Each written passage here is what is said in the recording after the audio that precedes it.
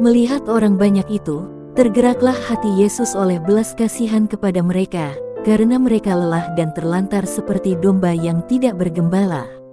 Matius pasal 9 ayat 36.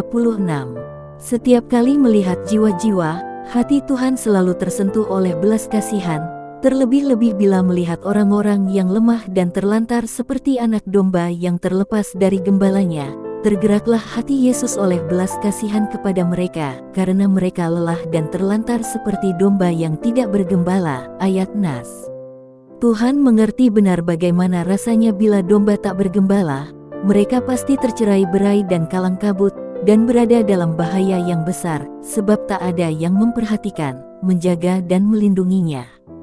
Domba bukan hanya akan kekurangan air dan makanan, keselamatannya juga akan terancam karena serangan binatang buas. Demikian juga keadaan manusia yang tersesat dan terpisah dari gembala yang baik. Tuhan mengerti benar bahwa sifat manusia pada dasarnya berfokus pada diri sendiri alias mementingkan diri sendiri. Seperti yang ditunjukkan oleh Kain, ketika Tuhan menanyakan keberadaan Habel adiknya, "Di mana Habel, adikmu itu?" Jawabnya, "Aku tidak tahu. Apakah aku penjaga adikku?" Kejadian 4:9. Masih banyak orang Kristen yang mementingkan diri sendiri dan tak punya kepedulian terhadap sesamanya. Mereka tak ambil pusing dengan keselamatan jiwa-jiwa, mereka hanya berfokus pada keselamatan diri sendiri.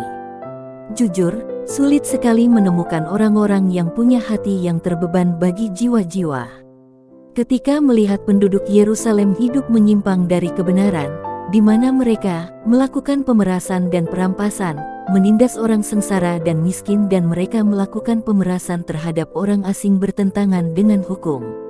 Yehezkiel pasal 22 ayat 29, hati Tuhan menjadi sangat sedih, karena itu ia berkata, "Aku mencari di tengah-tengah mereka seorang yang hendak mendirikan tembok atau yang mempertahankan negeri itu di hadapanku, supaya jangan kumusnahkan, tetapi aku tidak menemuinya." Yehezkiel pasal 22 ayat 30. Kita diselamatkan bukan untuk dinikmati sendiri, Tuhan mau kita melangkah menjangkau jiwa-jiwa yang belum diselamatkan.